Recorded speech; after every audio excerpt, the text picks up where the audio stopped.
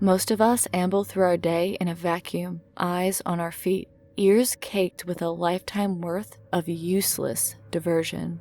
We are, as it were, husks of ourselves. We are masks of our own mask. We eat, we breathe, we fuck, then subsequently, we create another generation deliberated to do the same. I don't blame anyone. I don't think any less of those who find it easier to manufacture the same reality that their forefathers did, but I am not that person. Not anymore. Regardless of how you consume the following information, know this: I am already dead by now. That is what most of you will believe. That is what my family and friends will believe, because that is all they and you have ever truly known. The moment we are spawned into this illusion is the same moment that we begin to deconstruct it. Life is destruction, and you wouldn't believe me even if I tried to explain that it doesn't end there. It doesn't, but for your quality of sleep and peace of mind, know that I am dead. Don't just think it or feel it, know it. Regardless, I have been absent for a matter of months, and those who concern themselves with my general well-being deserve to know what has led to this final, inglorious message. Some things you will not understand.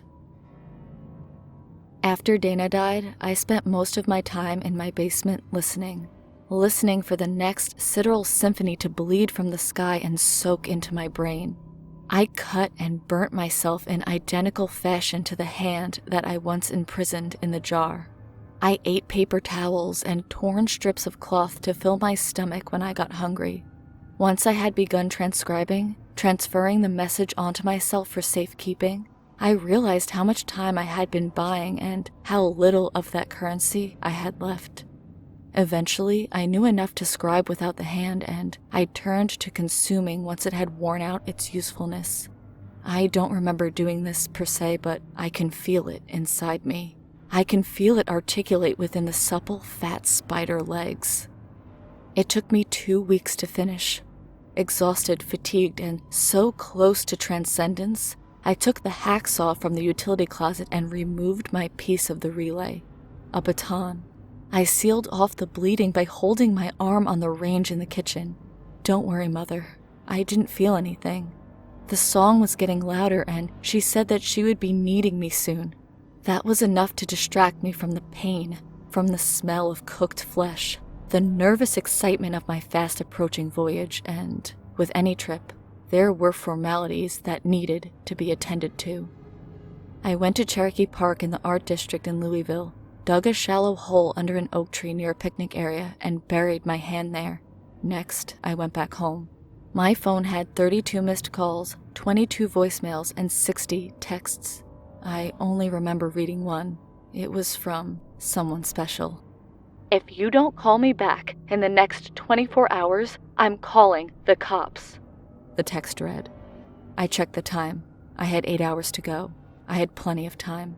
Retrieving a utility knife from the block in the kitchen, I walked over to the neighbor's house. It was 11:45 p.m. at that point.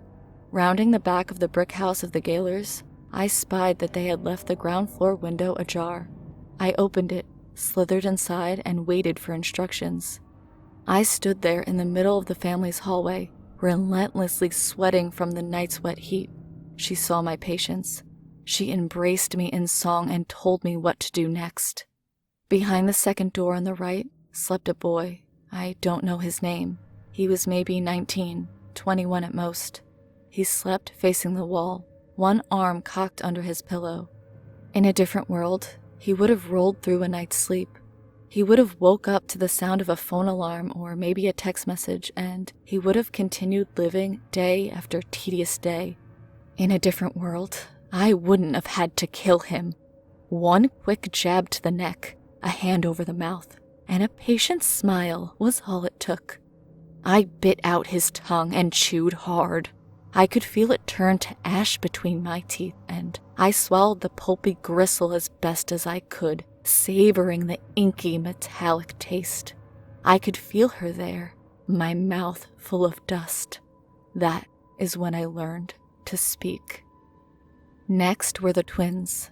I do know their names, Lane and Lily. Their names were delicately scribed in puffy paint along the topmost rail of their respective cribs. I hefted them both out, careful not to rouse them from their slumber. I needed them to be quiet for a while. I needed them fresh. They were good kids, not even making a single grunt or chirp the whole time. I was exiting through the window when the boy, Lane, slipped from my arms. He fell and landed on his head, and he still resolved not to make a sound. He fidgeted a lot less after that, but he was still alive. I checked. I walked 4 miles with those babies in my arms, heading to where it all began. I felt so stupid. I should have seen the signs.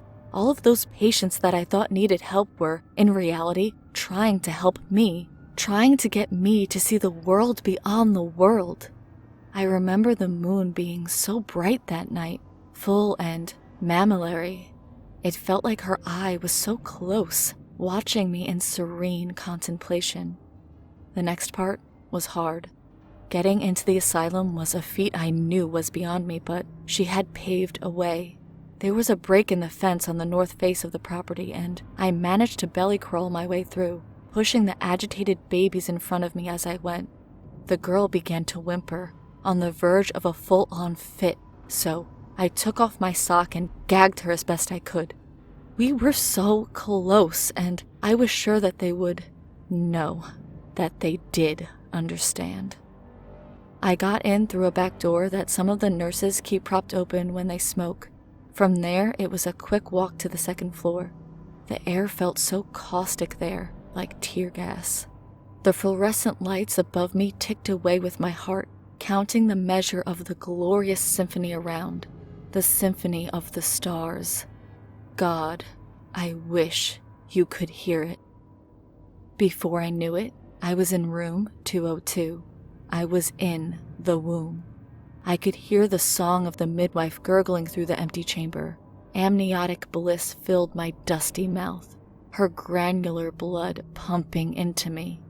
The twins passed on before me, straightening the way even though the stars were right.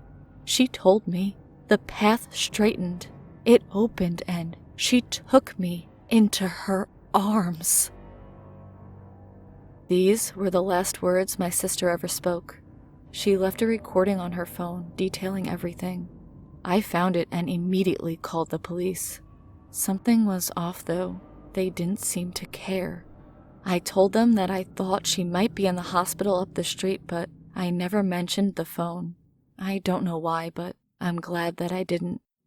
I was racked with grief all that night and I still can't sleep. Stranger yet, the message was timestamped at 11 p.m. on the dot of that night, almost a full hour before, well, before it all started, I guess. 2 days later, I went to the police station to see if they had any clue what was going on. You know what they told me? Nothing. Not that they hadn't found anything. They told me that they had no record of anything at all. Not my call, not the cursory investigation, nothing.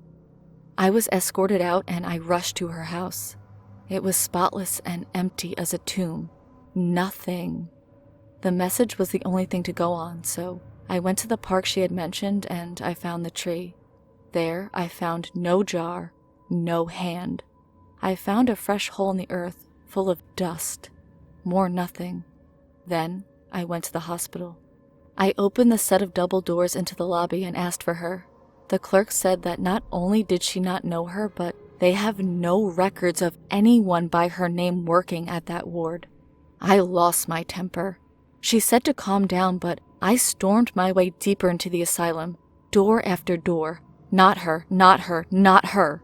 I ran up a flight of steps, security behind me. Then, I felt a pain in my gut. The first door on the right, 202. She's in there now, under the name Jordan Ham. After that day, I was asked to never return to the ward, but I can do this. I can do one last thing. I can finish her story, because I can hear it now. I would be willing to bet that some of you can too. Right now.